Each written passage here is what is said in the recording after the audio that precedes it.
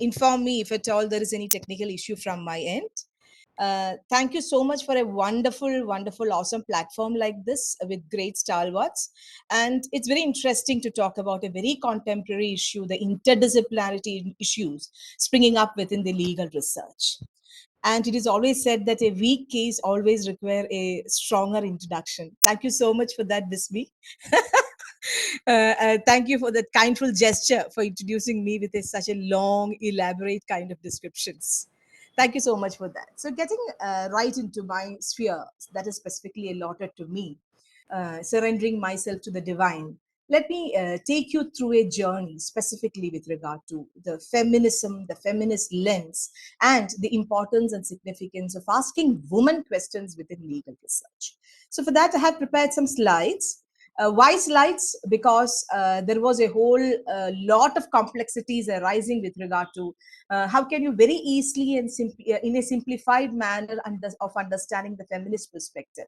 So that's why I thought of having a much more better discussion that can happen through some presentations that can happen from my end. Just let me go to the particular screen. I believe it's not just a moment. I'll just go to. Is the slide visible to you? Yes, ma'am. Yeah, I'll just make it to the slideshow. Thank you so much. It's all about a journey of 1.5 hours, and I don't know how long I'll be able to, how effectively I can do the justice to the specific question and the short timings that is allotted for this particular area. But still, we would try to make it the best. So moving on to the question of the women's or questions related to women in legal research. As we talk about the wider understandings of the law, the jurisprudence, the legal theories, the legal research specifically, there is always the exclusion that we see. So to convince you on this topic, let me start with a very interesting quote of by Sri Arundhati Roy. She says, there is nothing like, this is specifically quoted in her God of Small Things, the very famous book of hers. She says, there is nothing like helplessness and powerlessness. There are the only deliberately silenced and the preferably unheard. So I thought of starting my understandings, sharing my thought process with you all, specifically from the field of the deliberately silenced and the preferably unheard. Let us start with that idea of how the women gets excluded within the ideas of larger developmental projects, larger developmental decision making, larger developmental policies. And that's where specifically the ideas of feminism comes up, and we need to discuss on the ideas of feminist legal research methods. So when we talk about the concept of women as subjects of knowledge, there was a time wherein, and I cannot say this is the time, there was a time conventionally wherein we used to think that the knowledge can be produced only from the male sphere, only by men, and it can be only related to something beneficial to men. And it cannot be related to women because they are not the affordable or they are not the desirable subjects of learning, subjects of knowledge. They are not capable of producing knowledge. They're not capable of contributing to knowledge. And hence they were considered to be the invisible. So how women gets left out, and that's something very interesting to note about when I take you through this journey. Specifically, if I can give an example of the unpaid labor done by women within the household. Specifically, when we talk about the concept of family as such, we say yes, we can study about family as a unit within the Indian cultural scenario, but we never talk about the role of women. We never talk about the work or the responsibilities accorded to women within the socio-cultural sphere, within the Indian cultural soil. And that is one area wherein, for an example, to show before you that these are the situations wherein women gets excluded. Am I audible? Let me pause on this and then inquire from you. Yes, Yeah. we can hear. Moving on to another area, say for example, it could be the medical research. we never think about women as subjects or women as experimental units, women as variables. We never talk about the impact of medical research on women as a population. That is one area we need to start with. We need to think about women as such as a homogeneous group, and then we need to understand the gender constructs around the phenomenon of women. That's how I would like to put it as. So the medical research, the clinical trials, we always say whether the clinical trials is done on animals or whether it's done on human beings, whether it was successful, what is the success rate, and what is the statistical observations that lead to the scientific result that yes, this is how the medicine is prepared, or this is how these kind of development, the scientific the discoveries has been made.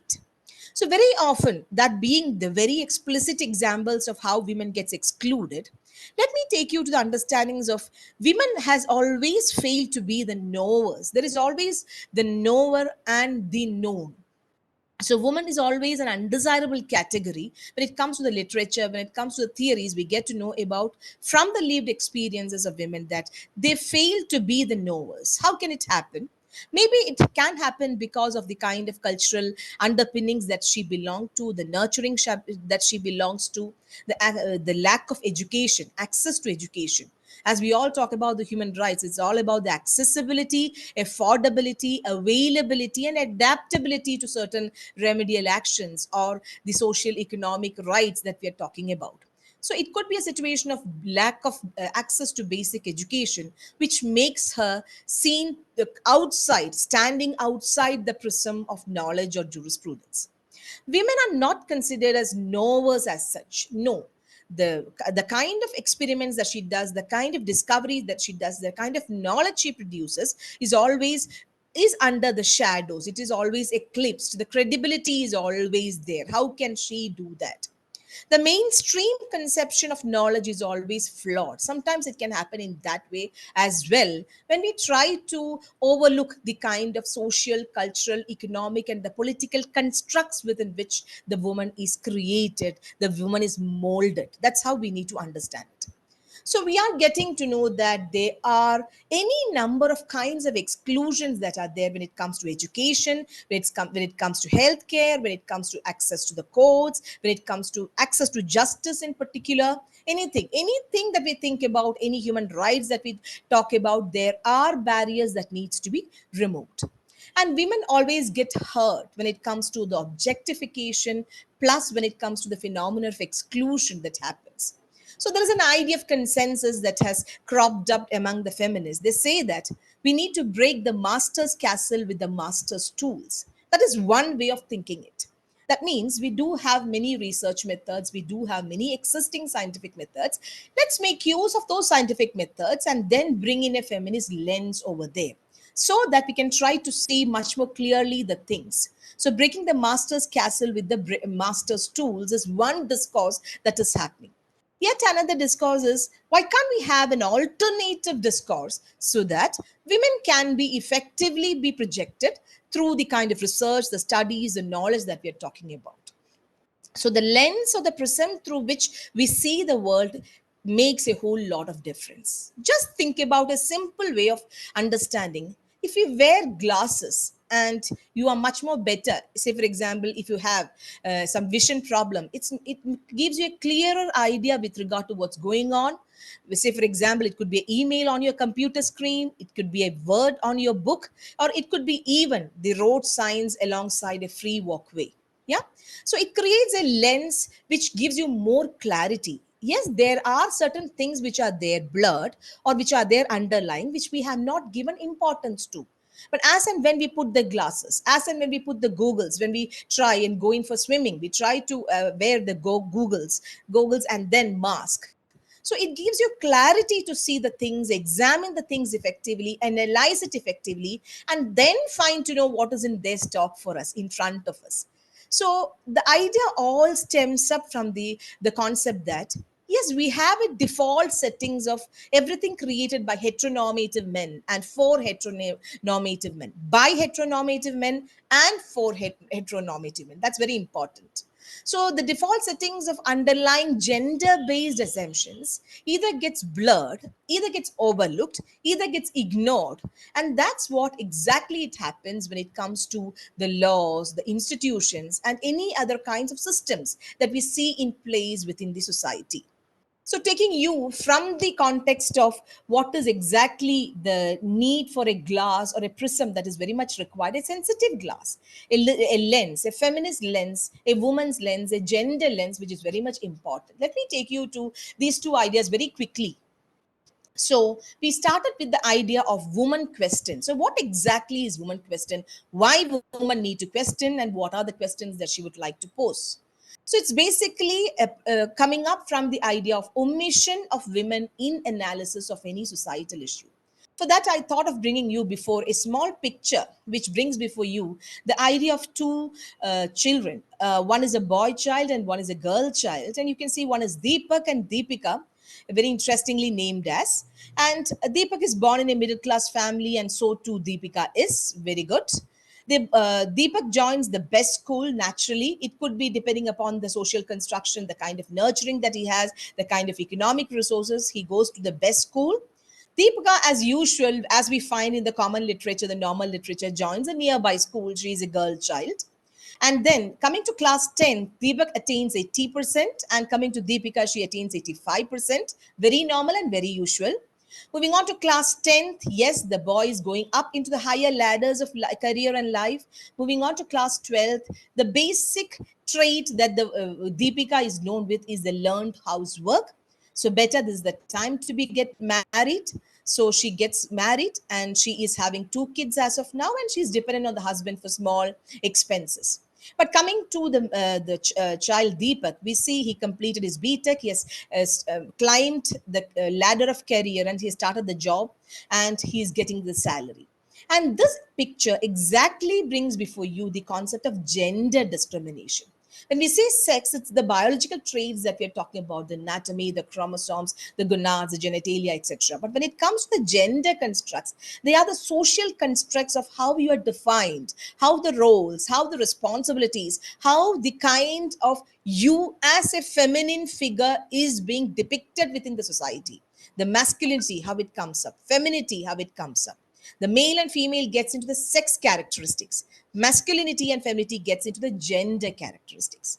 So it is the unequal or unfair treatment of an individual because of their gender, the social constructs that defines the norms, roles, the responsibilities, etc. Maybe it is in the school, family, the society, the community, and the nation at large.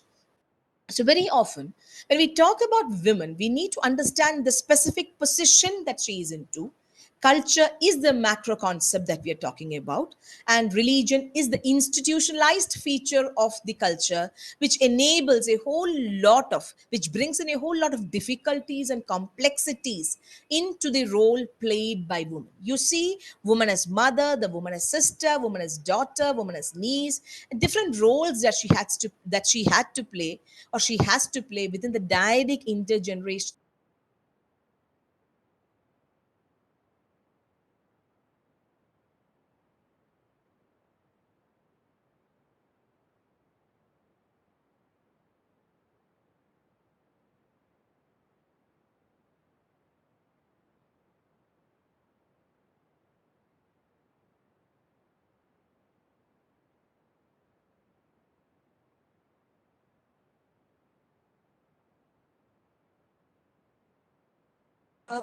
Anuja,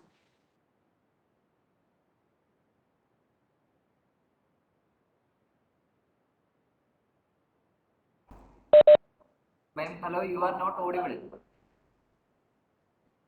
you're not audible. And is it my fault?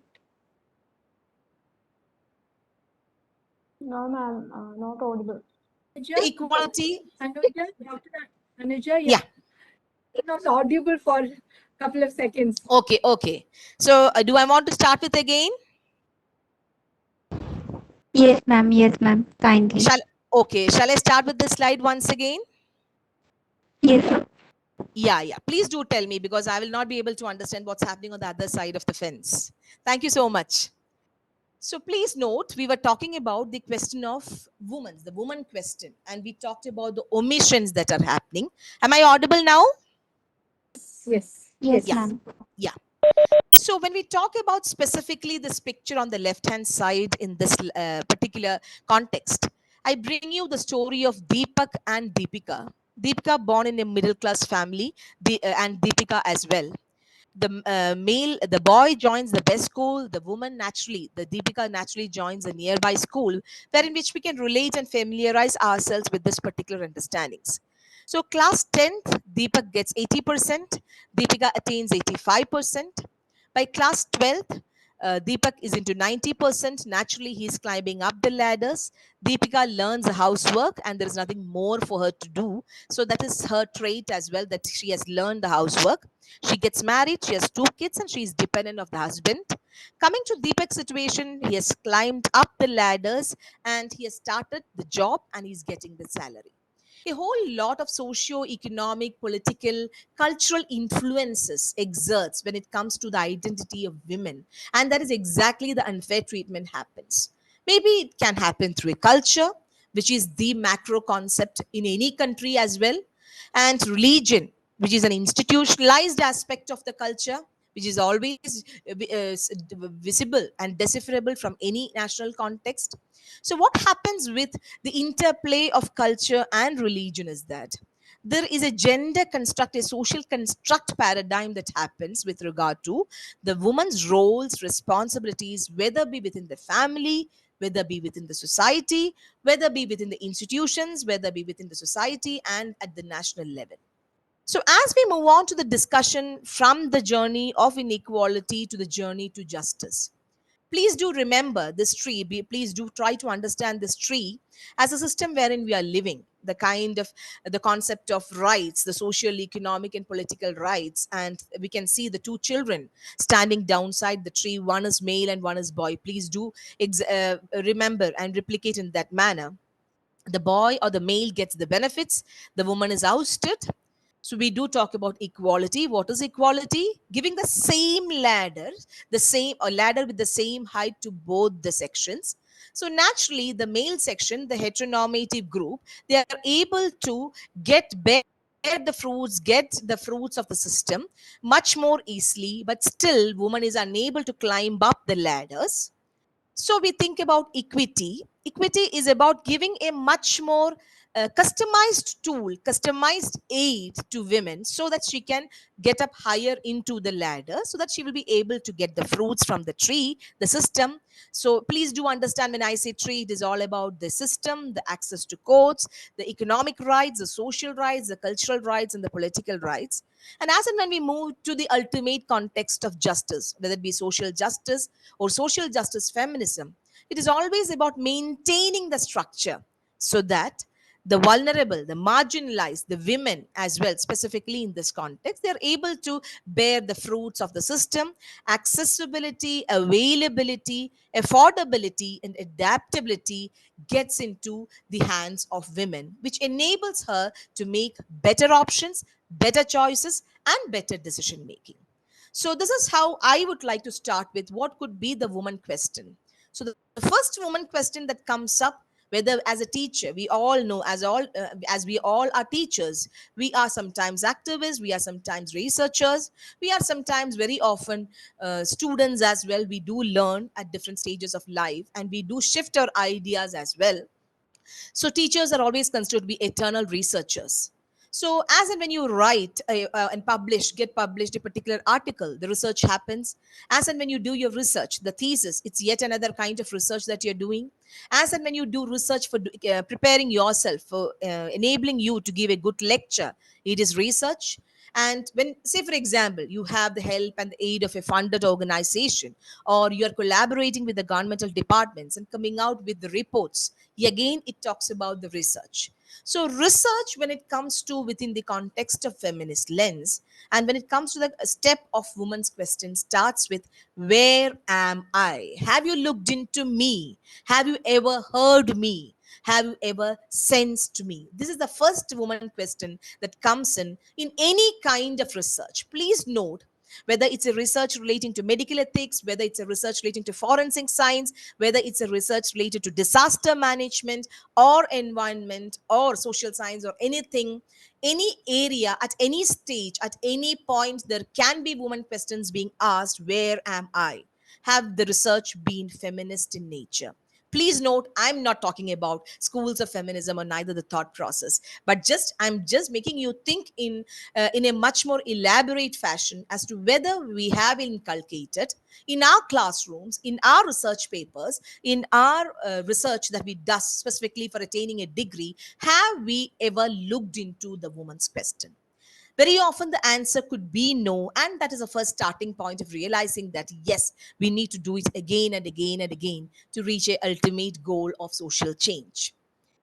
So to look into the woman question or the gender question, basically when we do the legal research, it is all about what is the impact of law.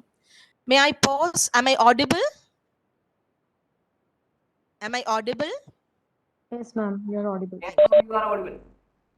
So, what is the impact of law and its institutions on women? That's very important. Any law that we look into, any policy that we look into, any institutions that becomes a part and parcel of the law, we need to look it from the women's lens, the impact it creates, the transformation it creates. That's very important. Does he assimilates she? Why this question? As we start reading UDHR, Universal Declaration of Human Rights, it says all human beings are born free and equal in dignity and rights. So that is how it is understood from birth. So as it is inherent within all of us. But the document uses the term all human beings. All human beings, we are supposed to understand and translate it and interpret it to say that all human beings includes men and women.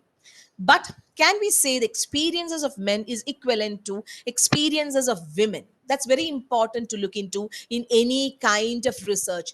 Does he assimilates she? If not, what is she and who is she and why is she? That's very important. That's the first woman question that we need to look into. How do we conceptualize and study, if at all, the difference is there, and that too in a global, yes, alongside the national context? What is left out from the women's lives? Have we looked into her identity? Have we looked into the violence angle? Have we looked into the education accessibility part? Have we looked into the workplace discrimination situations? What research framework serves to empower and promote social change for women? Please note there exists a whole lot of difference between the conventional research methods and the feminist research methods.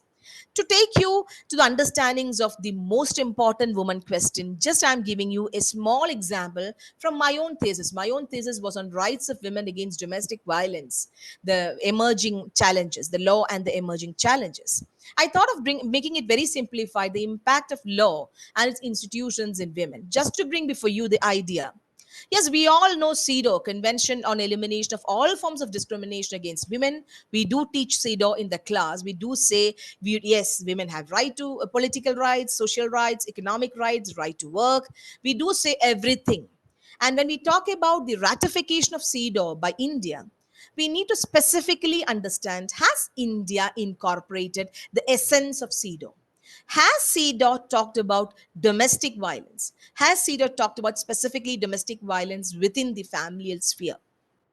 When we ponder, when we explore the ideas behind how the concept of violence has come up against women, it was only after the report of Radhika Kumaraswamy, the special rapporteur of human rights of women specifically, which said that there is a whole lot of customary and traditional practices existing across the world that subjugates and that oppresses the women. So exactly the CEDAW takes up that point and exhorts, declares the state parties to put a ban, to modify the social and the cultural patterns of such discriminations as against men and women. So it's very interesting to know that in India, as and when it percolates down to India, the ratification of CEDAW is done in 1993, and India has declared that we are having a reservation on this particular issue. please, the social and the cultural patterns of a life is guided by our personal laws of the country. And as long as there is a consensus, that as long as there is a demand from the specific particular communities, we will follow a policy of non-interference when it comes to modification of cultural and social patterns. Please do look at Article 16 specifically, wherein India says, sorry to say, we follow in policy of non-interference. CEDAW is very ambitious. It says there should not be any discrimination when it comes to matters relating to marriage and family relations, when it comes to the right to enter into the marriage, when it comes to right to choose a spouse and enter into marriage, when it comes to rights and responsibilities during marriage, when it comes to the interest of the children involved, when it comes to access to information, education, and enabling them exercise these rights, when it comes to guardianship, when it comes to adoption, wardship, trusteeship, and what's not. All these matters which lies within the personal law of the country, the Indian Republic follows a policy of non-interference, saying that unless we get a consensus or we have a high demand from that particular community, we will not be interfering with the social and the cultural patterns. Specifically, it may be discriminative in nature, but we are not outrightly going to abolish it or modify it. So this talks at length, this particular, the ratification and the declaration of CEDAW by India talks at length. The first question, what is the impact of law and its institutions on women? Very interestingly, as a part of my research work, I was going through the international instruments. I was trying to look into how woman is depicted through the international instruments. Yes, it talks about the public and the private life. Coming to 1992 recommendation, the declaration, yes, there was the specification of domestic violence against women, even though CEDAW was silent about domestic violence against women. And I couldn't find any provisions coming up from the international instruments which talked about what exactly is the role of woman as a familial member within the intergenerational dyadic structure that we follow within the Indian socio-cultural context. So when we talk about protection of women from domestic violence act, when we talk about the dowry prohibition act, when we talk about the sati prevention act, anything of that sort which specifically lies within the socio-cultural context of the country, nowhere woman as a member of the family, when it comes to a familial member, when we study family, it's very easy. But when you study about the characters within the family, woman as a character, woman as a grandmother, woman as a sister, woman as a wife, woman as a mother-in-law, daughter-in-law, it accrues a whole lot of proportions and a whole lot of underlying blurred ideas and informations, even though the information is there, but we have not been ready to look into those kind of issues, specifically analyze it and look at the things as they are. And that's where I believe that we need to have a feminist lens. We need to ask women questions specifically as and when we move on in our journey of life. To bring before you what is distinguishable from the mainstream research and feminist research, I thought of making two slides on that. Please note the research, all those that are existing, whether from the science, whether from the sociology, social sciences, any other social sciences, they follow a scientific research. They have a stipulated kind of methods that are to be used. A plus B is equal to C. It cannot be D. There cannot be any additions of X, Y, Z factors as variables. You have the sample population, whatever you find it out, you generalize. Whatever be the result findings result comes in, it will be generalized. There is a positivist way to the research that the mainstream research follows. And they say it is unbiased, and they say it is objective, it is neutral, value free, reasons predominates over emotions, and we look into specifically what is there. The world is a standalone concept. These are the issues to be looked into. We just need to look into the situations out there, the social reality, and it is waiting to be discovered.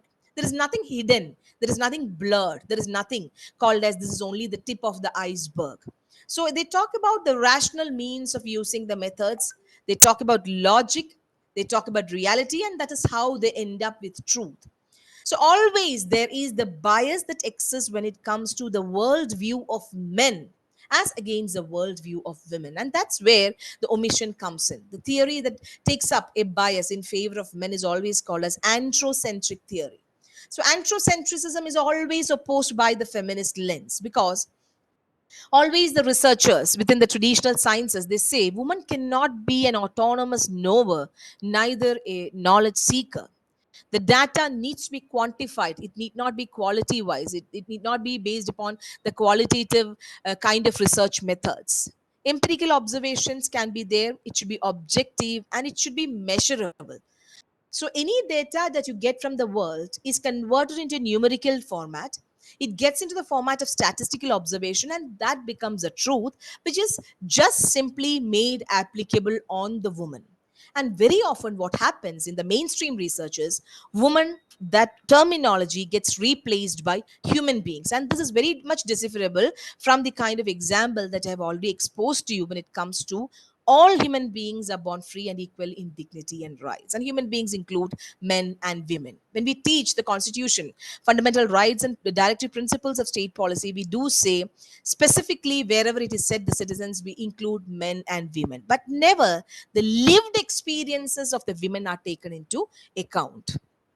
So, as I contrast from the traditional research to the feminist theory, it talks about the system, the patriarchal system. It's not against men. Please note, feminism is not about male versus women. It is always about the system, the structures, the power matrix, and it's all about the suppression and the oppression that has evolved over a period of time. And how this happens? Yes, it could be through sex, it could be through the gender constructs, it could be through the equality basis, it could be on the difference basis, it could be on a racial basis, it could be on the able bodied. Always the bodies are differentiated, able bodied and the disabled bodied. So, which gets into the context of discrimination and exclusion.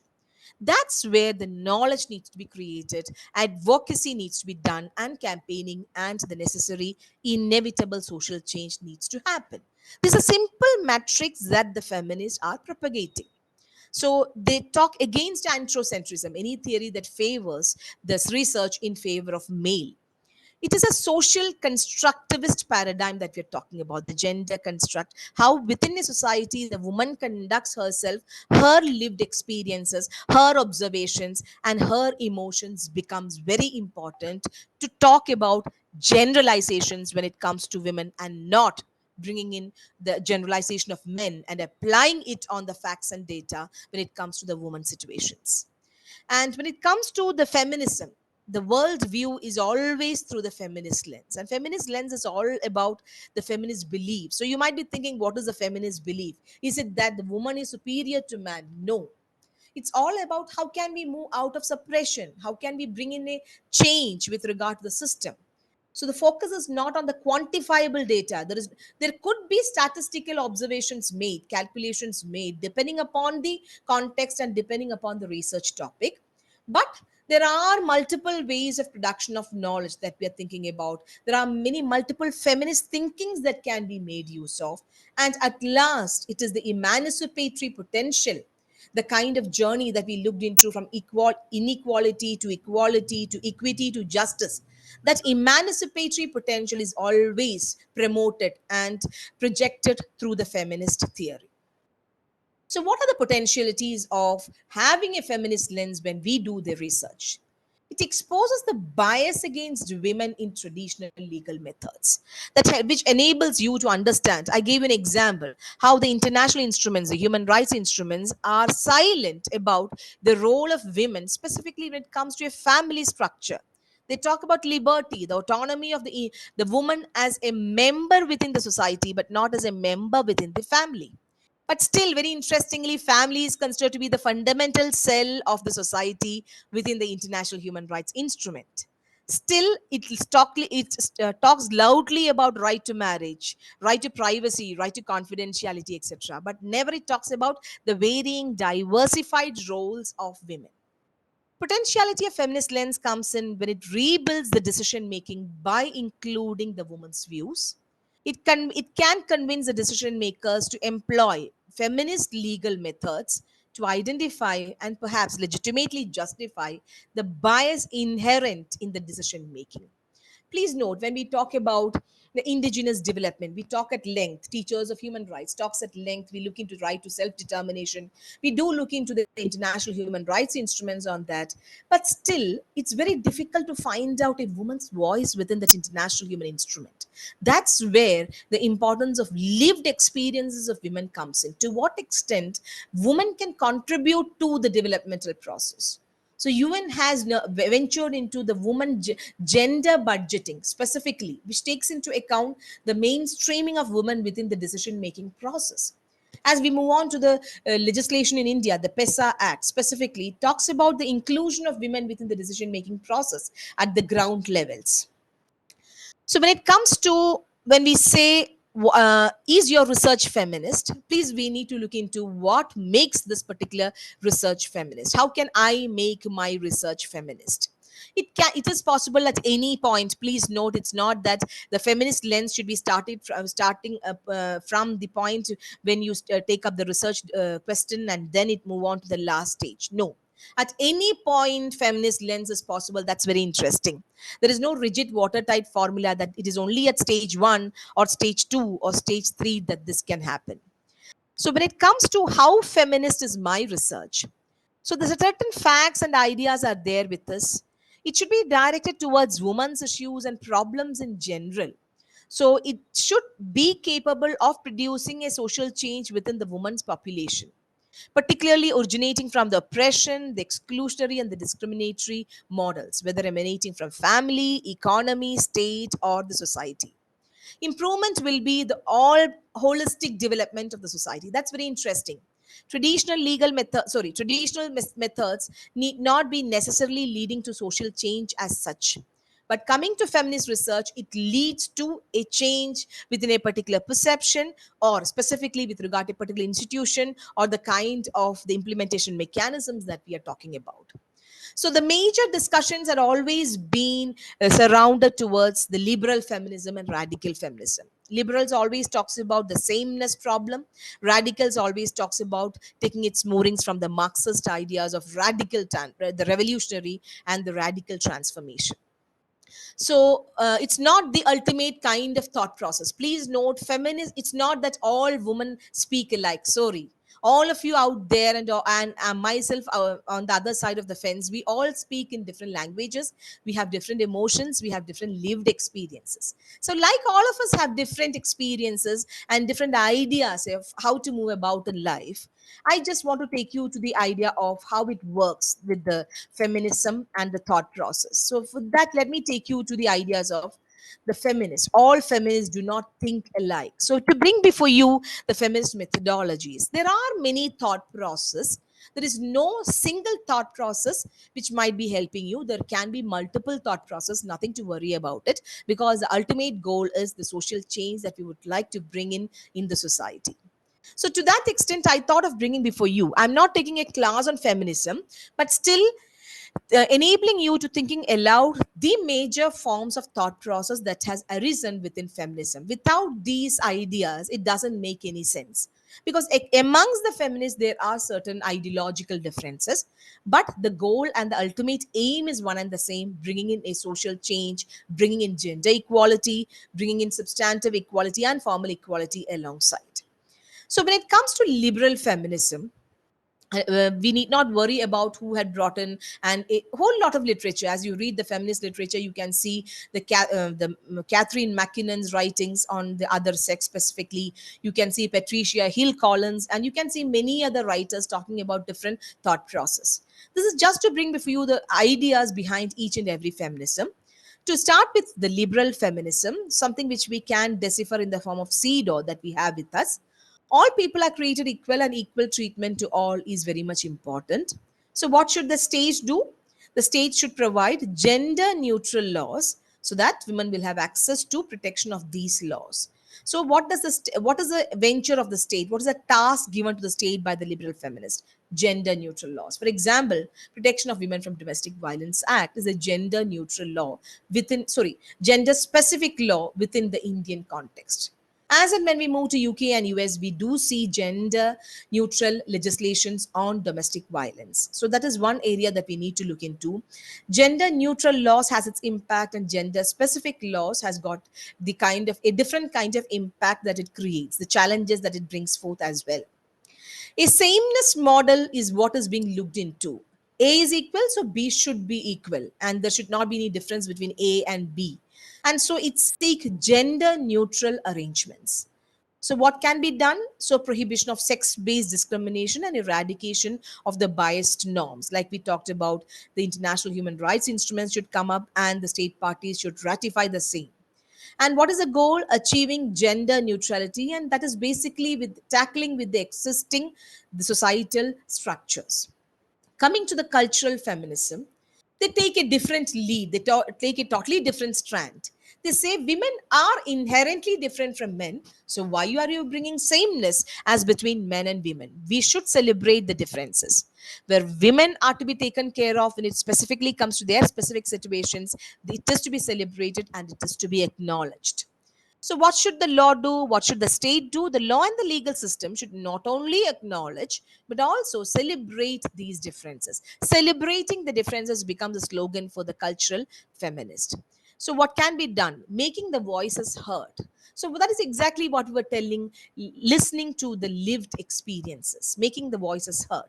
Arundhati Roy said the same. There are the preferably silenced and the deliberately silenced, and encourage inclusive dialogue. So, hear to them, listen to them, and then make the decisions. And when it comes to the goal, it is the feminization leading to cooperation and collaboration. Coming to the radical structure, we see a revolutionary kind of picture, having its moorings from the Hegelian idea and also the Marxism. And actually, Marx said we should have a classless society, and there is oppression from the capitalist forces as against the labor forces. The same kind of subjugation happens by the male force as against the females.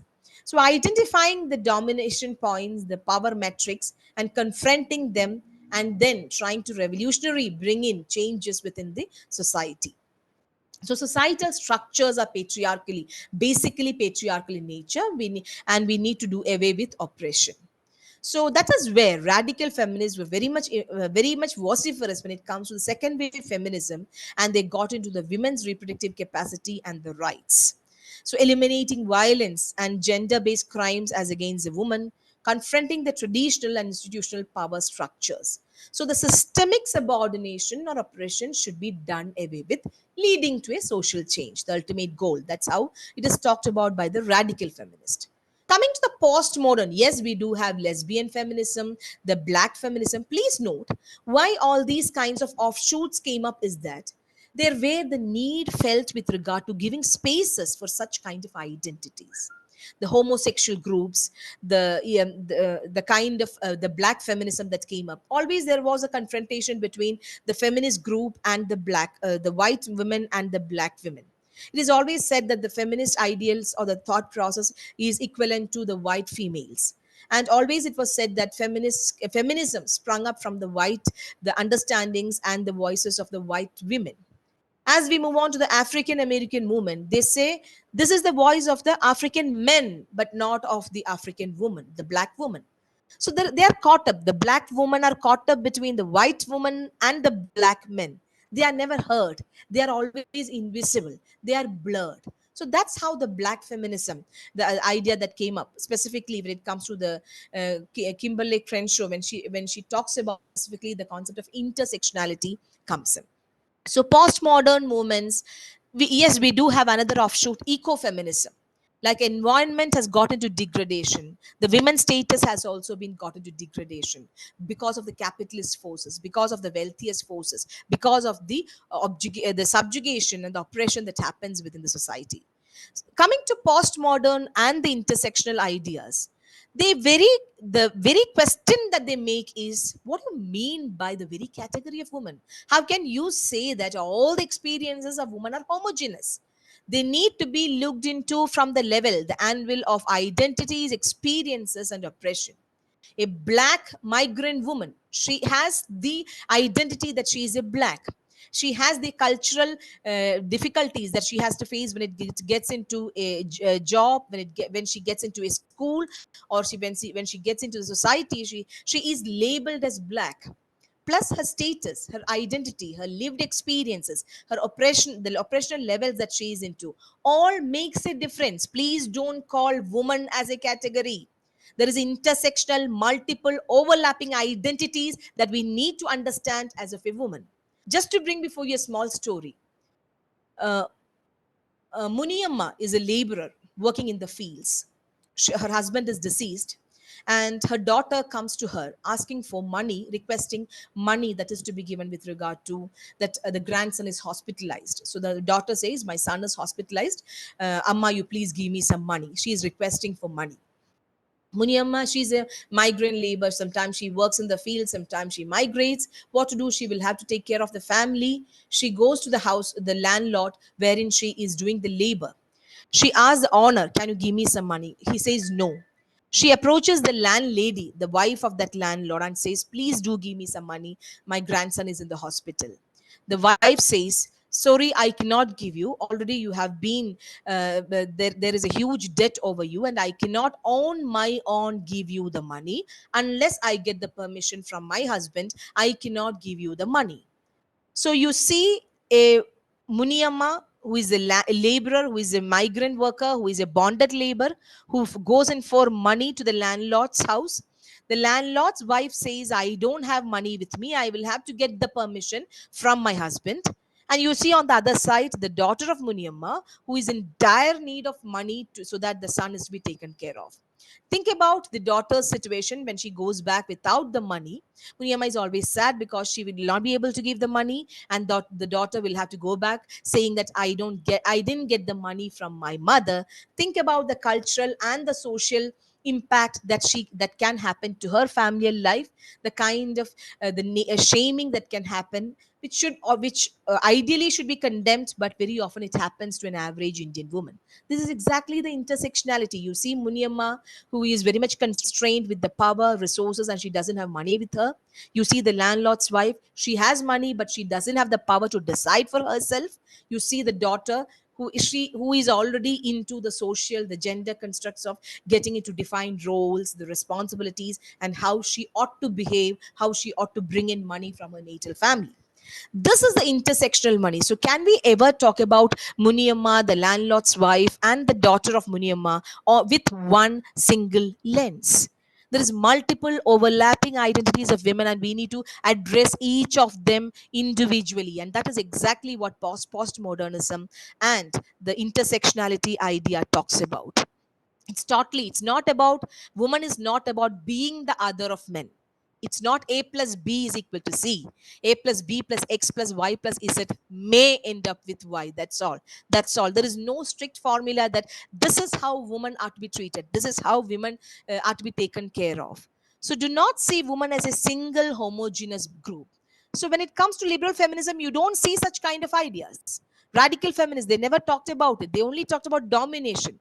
So each and every schools and thought process of feminism had its own idea leading to how there can be a social change happening within the society.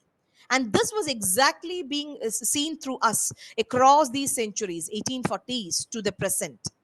On the first wave of feminism talks about the votes for women, the suffrage movement, the legal inequalities regarding the property rights, the educational rights, etc.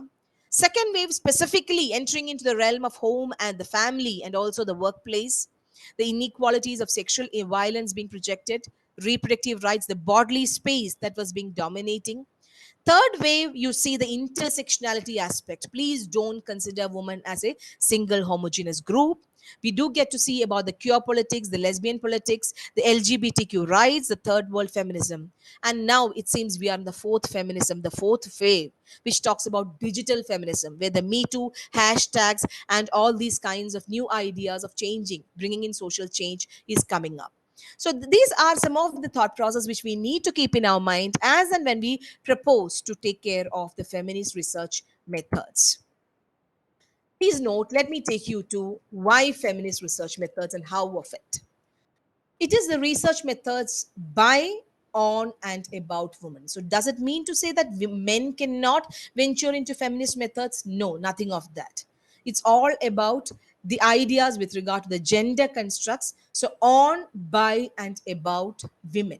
The earlier the idea was on, by, and about men. So research that studies women or research that impacts the gender sensitive issues, they are the subject areas that we need to take up. And what we need to look into, gender inequality or the gender equity aspects. The intersectional ties becomes very important because we are talking about the aim, the social justice, the change that we are trying to bring in, the emancipatory potential that it has. So there will be pervasive influence of gender relations, which takes us through sociology, anthropology, psychology, and whatnot, and many other streams of discipline. So where are the women will be the question. We need to have significant variables in the research. And the question will be, what makes your research feminist? And for that, thinking about the methods that we use becomes empowering.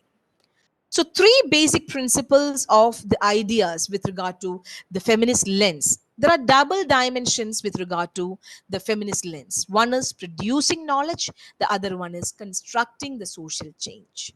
So, Michael Oliver and Menon Tremblay says the dimension is the lived experiences, which leads to social change. It should be grounded in feminist beliefs and values. What do you mean by the feminist beliefs and values? Please note the thought process that we had been looking into, a perspective of woman about their world. It's not about man talking about the world of woman. Interdisciplinary and transdisciplinary. Please note, very interestingly, the feminist research methods, it is interdisciplinary and transdisciplinary. Say, for example, when it comes to domestic violence, there are a whole lot of theories that talks about why it happens, why violence happens. So there could be learned helplessness theory, there could be the social theory, the social psychological theory, why there is mutual conflict theory amongst the spouses. There could be mutual conflicts happening. There is a Freudian concept that socialization has not happened properly, that's why the violence happens. But the underlying idea of what has happened is the overarching power of domination by males over women. So that is what we need to find out. So interdisciplinary means we need to have the offshoots coming up, the ideas or the informations or the knowledge being shared from anthropology, from psychology, from sociology, and many other streams of discipline, which enables us to know about the intricacies and nuances of women's rights. So when we directly dwell into the feminist research, epistemology is important, methodology is important, and method is important. So epistemology is theory of knowledge, like we say jurisprudence. It's a theory of knowledge that delineates a set of assumptions about the social world, who can be a knower and what can be known. So please note, how can we start with the epistemology of the feminist research? Taking up women and gender as the focus, that is one way of doing it. Importance of consciousness raising. Consciousness raising is very important when it comes to feminist research. When we write an article, we say this is the suggested change that we need to bring in. When you come up with a particular judgment, we say this is the kind of change that we need to bring in the society. When you read a book, the author says this is the kind of lens that we need to look into. So, taking up women's issues and telling the stories, sharing the stories to others. So, that is exactly what is called as raising a public awareness about the issue is very important. And that is considered to be one of the very important aspects of feminist research.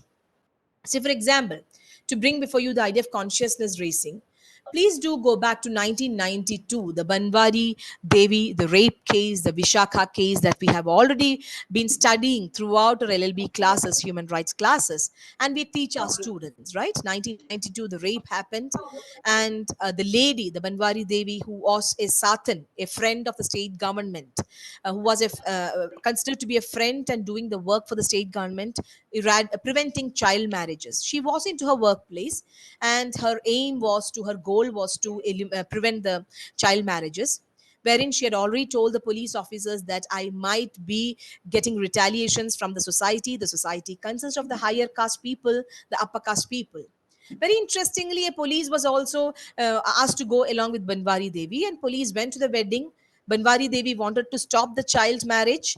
The policeman took the laddus and came, and that is how it is the story as revealed by Banwari Devi in one of the literatures. So we can see a system or institution wherein which keeps the woman silent, and she is successful in preventing the marriage, or she is successful in intervening into that particular situation.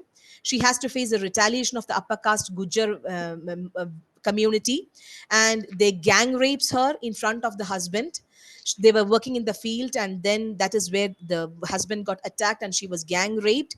They were ostracized from the community just for taking up the job of prevention of or eradicating child marriages. Very interestingly, we see the convicts are acquitted by the trial court with five very important findings given by the trial court. There cannot be rape that can happen at the behest of Gujar community. They are the upper caste people. The upper caste people, along with their niece and uncle, they will not venture into such kind of atrocious activities. And rape can never happen in the presence of the husband. And what the person was doing, what the husband was doing, he should have cried out with regard to help or aid or assistance. So all these were the kind of cultural restrictions that we had to hear at that point of time. And this particular case, seeing that there is no justice that is being rendered to Banwari Devi, the Vishakha and other the NGOs take up this case as public interest litigation, and we see the Posh Act of 2013, so in the year 2013. And only 1 to 2 hearings had happened with regard to Banwari Devi when it comes to the High Court level of appellate stage of hearings. So we do see all these kind of situations happening, but at one point we definitely see the intervention of the feminist movements here. Yes, there is a consciousness raising. There is a need for law which doesn't take care, which is not taking care of specifically the civil rights of women. The employer is to be made accountable. The state government said no, she was doing her work. She was not in the workplace. That was the exemption taken out by the state government, saying that no, she was not in the workplace. When a woman is into doing her job and she is into her workplace, her rights are to be taken care of, and right to dignity to work and right to live with, right to be treated with humane views is very much important. So that is how the Posh Act of 2013 came up with so much of policy making of guidelines. The Vishaka guidelines came up first, then it got translated into the Post 2013 structure. So this is exactly what is called as consciousness raising. We do see a feminist research happening in this Banwari Devi's case, as and when we ponder and delve into the kind of, yes, they ask the woman question. We don't have a law wherein employer is accountable. Consciousness raising, there is a public raising, a public rallying that happened as against at different points of the country, across the country, as against this particular system. And there is the law coming up. And is the law foolproof? It's again a $1 billion question. So rejection of subject and object. This means valuing the knowledge held by the participant as being expert knowledge. When I say my lived experience, I am the expert knowledge and not you. So the researcher should be accommodating and adapting herself or himself to my needs and my experiences. There is nothing like researcher imposing the rules on the researched and then extracting the ideas like the traditional methods and then giving the findings results. No, that cannot happen. There should be the ethics of care, yes, coupled with ethics of justice. There is a very interestingly the moral development theory of the Lawrence Kohlberg. He says there is a development of a theory of moral development that is happening.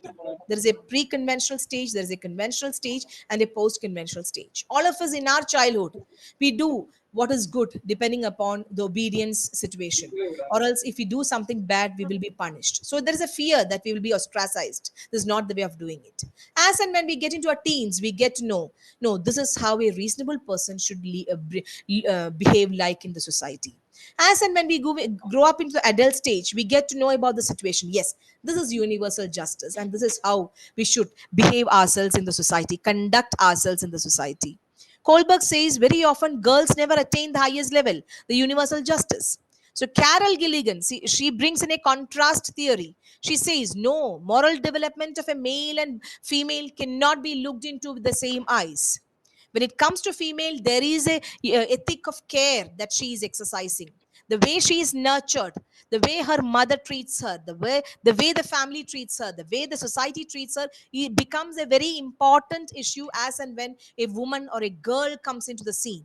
So rather than universal ethics of justice, the universal ethics of care is being inspired, in the sense she is inspired by the universal principle of ethics, of care, and not of justice. So it's not that woman doesn't get into the higher levels of justice. It's only that we need to view it in a different perspective, a fresh perspective. That fresh perspective is what we call as the social change. As we move on to the methodology, it's a theory of how research is done, and method is the techniques that we generally make use of. So, when it comes to feminist research principles, please note we are talking about the gender lens, and we are talking about the woman's experience. The questions are asked as against the power dynamics. There is a researcher on one side and research subject, the women on the other side. Please don't make them into a homogeneous group. Researcher needs to come down to the level of the researched. Please note, researcher will have to keep aside his or her bias, his or her assumptions. When I'm the researcher, I must keep aside my bias and assumptions, go down to the research subject, get to know from her, make her tell the stories. I should listen, I can interview her, I can use a qualitative methods, in-depth interviews can be used, and accordingly translate the lived experiences of women to the world. It's not about Anuja bringing in the findings or the results of a particular group. It's about the group talking to the world as such, which requires a whole lot of sensitivity, which requires a whole lot of compassionate treatment, which requires definitely a feminist lens. So that the ultimate aim is the social change. The research subject will have to be looked into as expert knowledge, which was never happening at the traditional levels. Power imbalances between the researcher and the researched needs to be changed first. It's not first of all about changing the societal dominant forces. It's all about changing the biases and assumptions. So reflexivity makes a whole lot of difference when it comes to feminist research. I, as a researcher, what is my relation to the community that I'm researching? What is my bias? What is my assumption with regard to that particular subject? How they face that particular situation. Please don't mix up the researcher's views, bias, and assumptions and write it accordingly. That's very important when it comes to the feminist research. Situated knowledge. Knowledge is situated in experiences, in the kind of lived experiences. That's very important, which was always overlooked by the traditional theories and research methods. Positionality, that's very important. Reflexivity and positionality is very important when it comes to feminist research methods. Intersectionality, every woman has got multiple identities of overlappings of oppressions, which we need to address it individually. The motivation to create the social change, how can we bring in a change in this particular aspect? One could be unsettling the research subject, that can be one area, but it could be also consciousness raising within the research subject that this is how a better living is possible, a healthier relationship is possible. So women as knowledge producers and women as knowledge contributors is something that is unique to the feminist research principles, which we need to incorporate at any stage of the research. Coming to intersectionality, it's very interesting, it's very complex to understand the concept of intersectionality. Kimberly Crenshaw was the person behind, the lawyer, the black feminist lawyer behind this particular concept, which this term was coined in 1991. So it is against the androcentric and the enlightened theories of the knowledge. It says there is no universal understanding of the world. You cannot bring in a universal understanding. It aligns with the second wave feminists, wherein the radical feminists specifically talked about the oppression created by the systems and the structures. So knowledge is that is produced from the body. Body means researched, the research subject. And we are addressing the disappearing identities. Please note, very interestingly, she puts in the term disappearing identities, like Arundhati Roy talks about the deliberately the silenced and the preferably subjugated. And it's very interesting to note, if you see inequality as a them problem or unfortunate other problem, that is a problem which needs to be addressed. So the multiple categories of gender constructs, the race, class, the geographical location, the age, the ability, the disability, all these needs to be looked into. The intersecting oppressions that lead to different lived experiences. That's very important. As we go back to the understandings of COVID-19, virus was never discriminative, but the impact was always discriminative as against the male and the women, the females and the men. When we talk about, say for an example, have we ever studied about or researched into the disabled bodies and the impact of COVID-19 specifically that has sprung up out of the COVID-19 disaster? We know has been the once in a century pandemic that has been declared. But there has been, when we bring in the ideas and generalizations of women and we say this is how the women folk had to face the difficulties. Migrant women, they had to face a separate vulnerability. The women health workers, they had to face a separate difficulty. The women elderly health workers, a separate kind of group they are. The disabled people, the women who had to undergo the domestic violence, which was considered as crisis within a crisis by the UN, they had undergone a different kind of vulnerability and oppression from the system, from the structures, from the heteronormative directions and the guidelines. So all these matters when it comes to the intersectionality aspect. So we need to look into each and every individual based on their identities, expression, and the kind of oppressions that they had been into. So there is something called a standpoint epistemology that is being advocated under the feminist research methods. It is basically projecting the political and the social positioning of the standpoint. So who is doing the research, how it is being done, and on whom it is done. So the power dynamics of the oppressor and the oppressed is very important, the dominant groups. So interestingly, it has its offshoots from the intersectionality idea as well.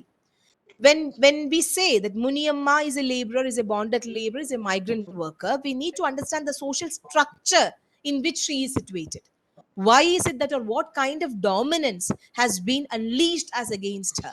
It's not about Muniamma as such as a unit. It's about the kind of social structure that she is into, the domination that happens.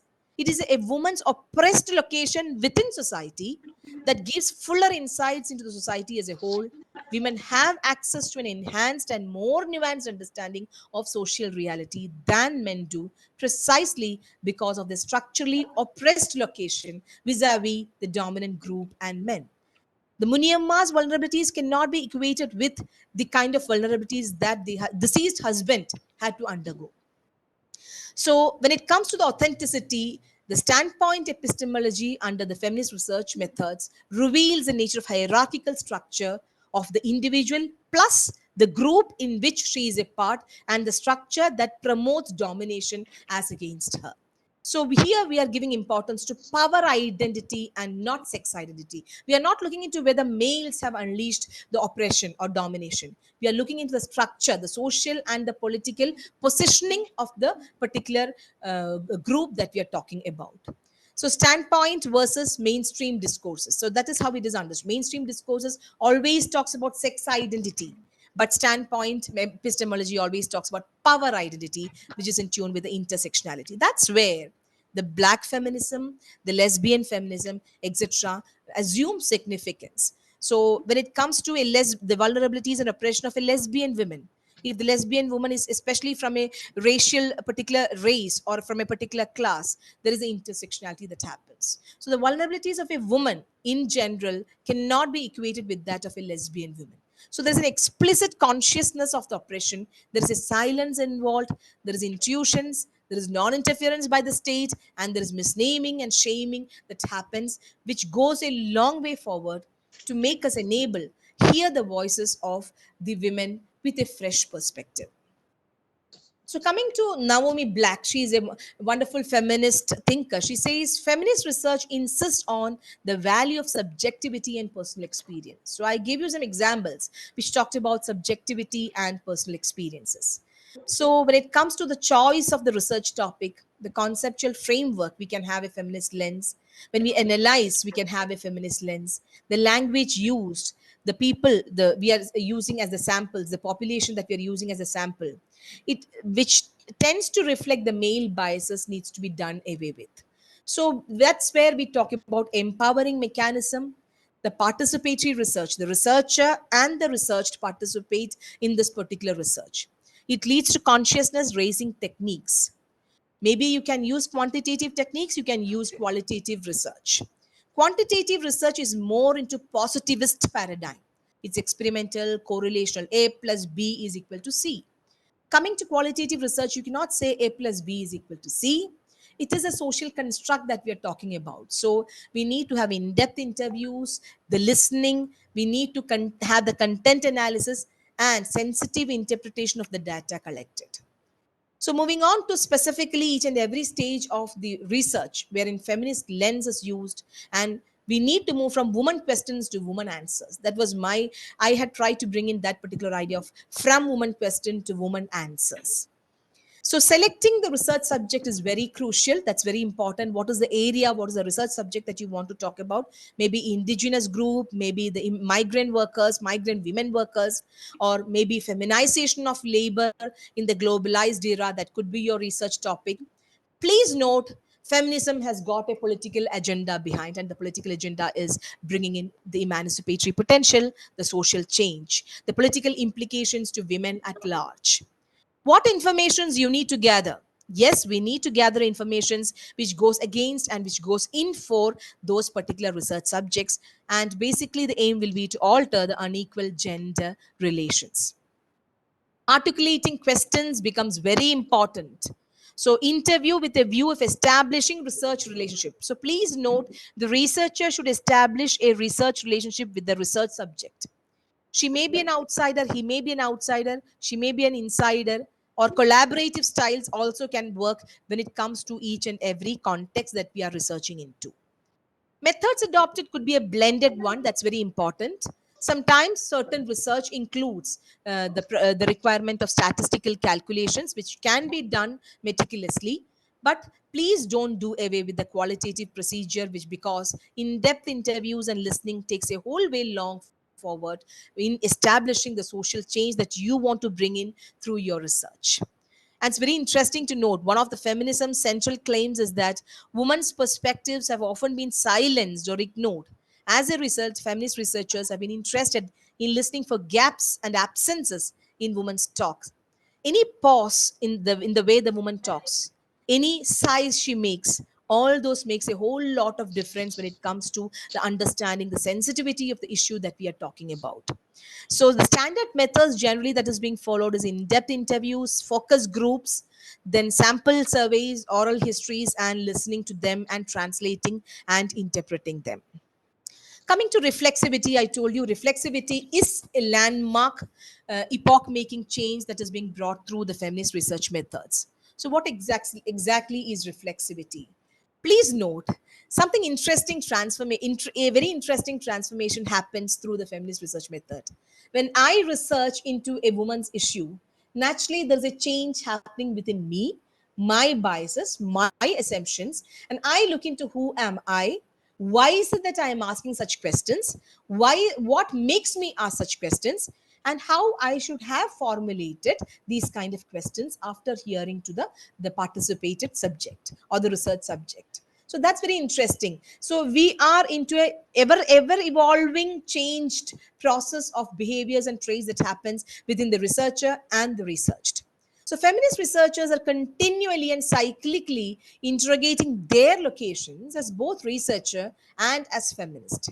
They engage the boundaries of their multiple identities and multiple research aims through conscientious reflection. This engagement with their identities and roles impacts the earlier stages of research design. Much of feminist research design is marked by an openness to the shifting context and fluid intentions of the research questions. One very interesting part is research questions can be changed depending upon the lived experience that comes in from the researched subject. That's very important. We might have an idea about how it looks like to understand the impact of AIDS in women. And as and when we go down to a sex worker in Kamatipura or any other red streets, the so-called places that we have defined as per the law or as per the rule or as per the licensing laws, this is how it is. And when we go there and when we talk to the women over there, they have a different insight of why they have got into such kind of occupations. Why is it that it is lucrative for them? Why is it that they have chosen that particular livelihood option? Some may be out of compulsion. Maybe it is a forced labor, but maybe some has taken it up voluntarily because it is a lucrative one. We need to have a serious analysis of our existing marketing developmental strategies with regard to in the society. That's very important. As and when we look into the prostitution, the remedies, can it be decriminalized, whether it is be criminalized, whether it is be legitimized? It requires a whole lot of pondering as to why is it that, or what is it that makes them different? What is it that makes them stand out from other women? What are their problems? Why is it that the criminalization creates problems? Why is it decriminalization creates problems? Why is it that legitimization has its own problems? The licensing, the judicialization that happens from the state anarchy, there's a whole lot of problems, even though it is legitimized. So, what alternative frameworks can be given to them? As a researcher, we might not be knowing answers to these questions, but they will enable us to make our research design and our questions much more easier and simplified so that we can navigate effectively through the research process. So, it involves critical reflection and introspection, the researcher's position of power as against the researched subject, the researcher's position of power in relation to the field of research in which it is situated, how much I know about that field, how the research process or goals of research needs to be modified at different stages, what are the class, gender, ethnic, racial, or national or historical aspects that shape your personal positionality, what relationship you would like to bring in as with regard to the research subject, what effect does your presence and your prior knowledge impacts on how it impacts the existing research process, to whom you are accountable. Very often research is done for attaining degrees, but when we look into research from its the straightforward the idea of understanding a research and creating a social change, it needs to be contributory in nature. The kind of knowledge that is being produced needs to be contributory to the society. It should come up with a social change. It should be given back to the society. It should be given back to the research subject that you with whom you had been interacting for such a long time. But very often it never happens. But it should happen. It's an idealistic position, even though I understand, but still I say that it should happen. Researcher subjectivity is constantly articulated and constituted. The my way of reflecting upon a particular issue, my positionality gets changed over a period of time, which enables me to get into continuous improvement with regard to the research tools and embracing my own biases, and I become more objective. So, reflexivity is something unique that when it comes to feminist research methods. Using creative and flexible approaches is something very important. Talking to the women over there, creating a relationship with them, the local persons, the knowledge and their skills enables us to change our tools effectively. The serious issues, the topics and discussions, we need to build trust and confidence, like in any other research that we are into when it comes to the empirical research or when it comes to the in-depth researches like methods like interviews, etc. The confidentiality is to be maintained. So, a feminist standpoint epistemology questions whether the research sample and research questions of a particular method are responsive to the issues of differences, where the findings are interpreted in a way that includes the experiences of marginalized populations. Talking to women is not sufficient. Hearing to or listening to the lived experience is not sufficient. How you translate it? Are you translating it in your own words? There is a crucial challenge that exists over there. Please don't translate depending upon your own bias and assumptions. Allow the women's voices to be heard. Allow them to talk. That is one way of projecting or interpreting the results. So, data interpretation also becomes challenging when it comes to feminist research methods. So, effective interventions. So, very often it happens when it comes to sometimes the focus groups that we have decided, as we might have prepared a questionnaire to talk to them, Please don't stick to that questions in the first level. It's in the first level you can use those questions, but as and when we gather information about the research, about the subjects, please do change the questions. Even they might give you some indications that this is not the way language is to be used, this is not the way the question is to be looked into, this is not the way a question should be asked, because it could be a confidential one, it could be affecting their privacy, it could be affecting the dignity of that particular research subject. All these matters which never comes into the peripheral kind of understandings as and when we go into the traditional research methods. And finally, we are looking into the result oriented jurisprudence. We are critically looking into the aspects, the issues as against the traditional intellectual paradigm. So development of researcher happens alongside the research subject also happens with each step. We are trying to demystify the power groups in the society. We are trying to demystify the power dynamics between the researcher and the research. This itself creates a transformative action, an action orientation from selection of the topic to the dissemination of the results. So the emotional and the verbal counts, which always get blurred in the traditional research methods, springs up and gives a fresh perspective when it comes to the feminist methods. Do we have challenges in this method? Yes, we do have challenges. There are tendencies of overgeneralization, misrepresentation, and sometimes you may have tendencies of flowing along with the lived experiences of the women, sensitivity that is attached to each and every problem, the power relations, specifically within society. It so happened there was a developmental plan or a project that was brought in by the NGOs in a gaon, in a village. And it so happened that the women were, the self-help groups had to be made by the women, and women got into self-help groups. But the next fine morning, some of the women came out of the self-help groups. So the NGOs asked them, why is it that you have come out of the self-help groups? So they said, no, we belong to the dominant class in this particular village. So the dominant class landlords does not allow us to be a part of the self-help groups. The intention of NGOs was fine, creating a self-help groups, taking up the women as a homogeneous population. But they overlooked the idea of gender construct, that women, the category of women cannot be a homogeneous group, because women belong, some of the women belong to the dominant class. So they have a different bias, they have a different assumption, which got articulated into the developmental process and it got stalled in between. So this is a situation wherein there could be situations wherein we may overlook or certain facts may get blurred, which may create hurdles with regard to the effective social transformation that we are intending for. And there is always the problem when it comes to the analysis of the larger data. The more you speak, the more you listen, the more the data it becomes. So analyzing and interpreting it in their voice becomes very difficult. There is a problem for speaking for others. I cannot speak for anybody else. I can speak for myself effectively. So when I speak for others, I may bring in my biases and assumptions. So we need to be very careful. So enabling data to speak own words. So as far as possible, using own words of the research subject is the better option. And how will you find out the validity of the research findings? Because A plus B is never C when it comes to feminist research method. How far the knowledge created has a transformative potential. How fairly social lives are reflected in the larger critical framework.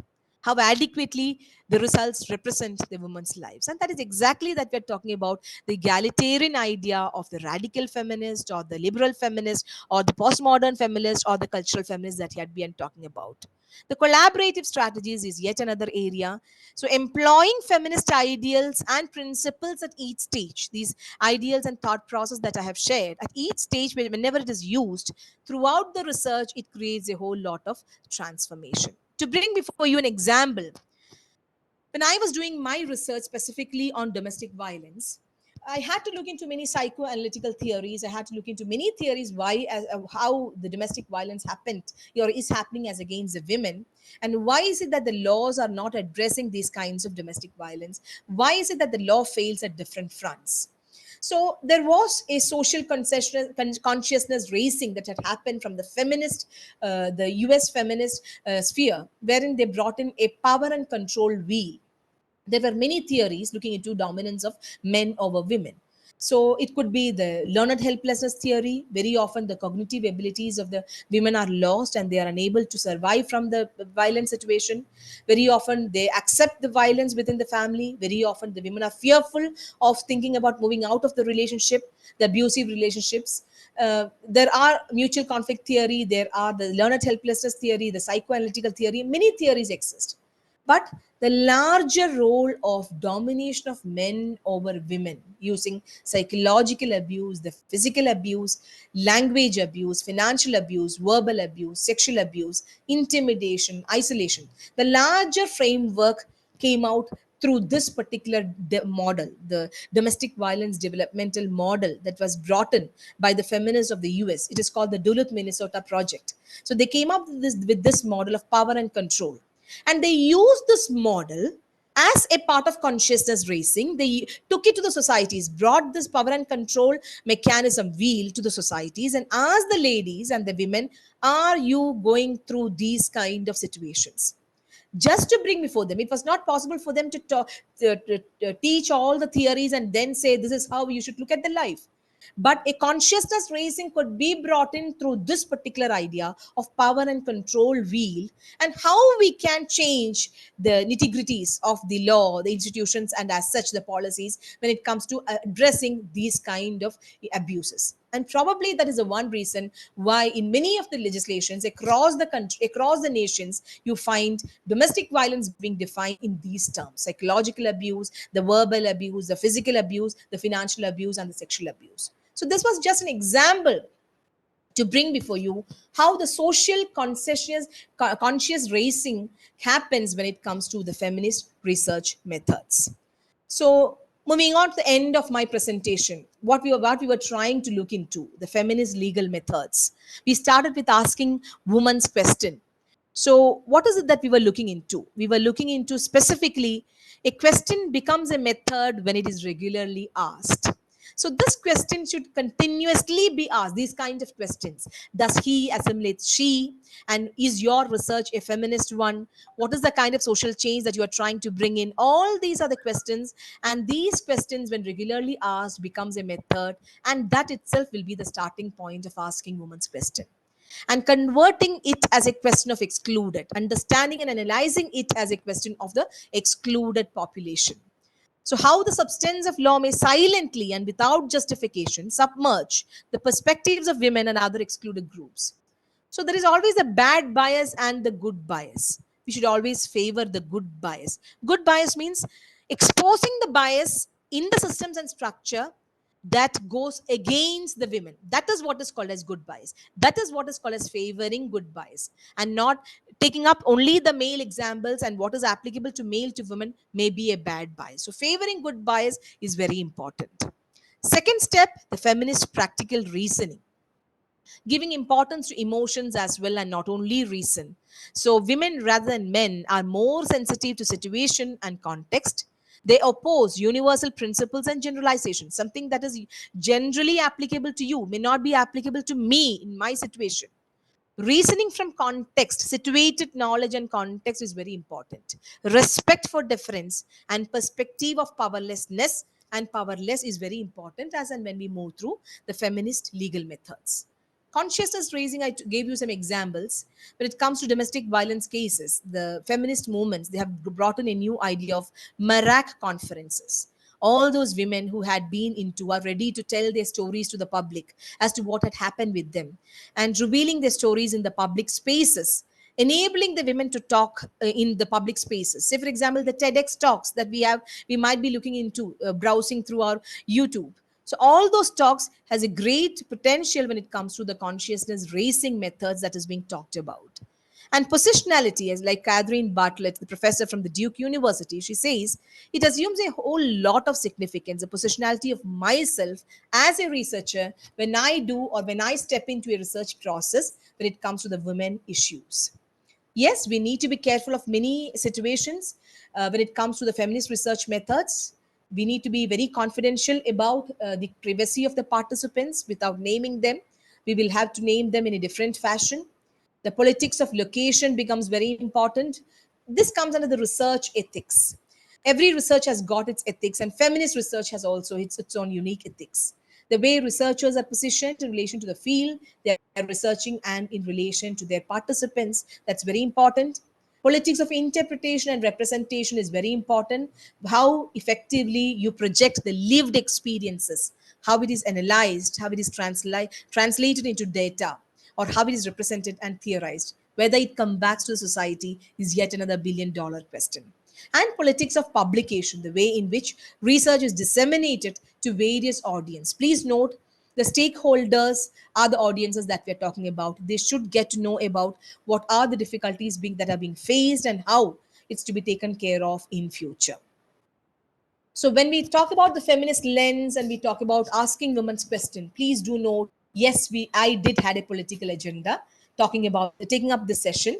It's a social, political, economic system that we are trying to project in, by which all genders are valued, respected, and can live dignified lives. So it's very interesting to note a story at the end of the session. Let me make this session interesting with you to give a very summary idea of what we had been talking throughout.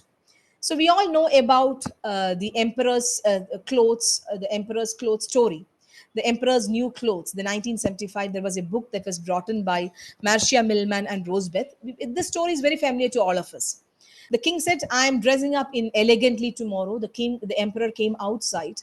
The whole citizenry were persuaded to tell that yes, he looks wonderfully well and he looks fine, and this is how he should be dressing it. This is the elegant way of dressing it. So there was only one bold boy who was there. He said, "No, the emperor is naked," right? So that takes us a whole lot to the understanding of how can the collective delusions be done away with fresh perspectives. And it is this fresh perspectives that I would like to convey to you throughout the session about the concept of emancipatory potential and the social change that we are envisaging within the feminist legal research methods. So it is all about improving the options, the choices, the power, the control, the decision making authority, the control over one's life and decisions and resources, ability to affect others' lives and making strategic choices that goes a long way forward when it comes to removing the gender inequalities. So, at last, is there a unique feminist method of inquiry? That is a question that's pending. Sandra Harding in 1987, she gives a wonderful answer, which goes well in tune with the story that I have narrated now. A closer examination of the full range of feminist social analysis reveals that it's not exactly alternative methods that are responsible for what is significant about this research. Instead, we can see in this work alternative origins of problems, explanatory hypotheses that can be formulated, explanatory evidences through lived experiences, alternative purposes of inquiry leading to emancipatory potential, a new prescription for the appropriate relationship between the inquirer and the subject of inquiry. Probably this is what is called as the bold boy's idea of the emperor being naked. The collective delusions can be done away with the fresh perspectives that we are trying to bring in and with an interdisciplinary approach. I believe this is the most simplified manner that I can bring before you the idea of research, the feminist research methods, and asking women questions within the legal research framework. Thank you so much for this opportunity, Dr. Bismi, and thank you all for the patient listening. Maybe it was highly radical in nature, but still I believe it might have struck you somewhere. Thank you so much.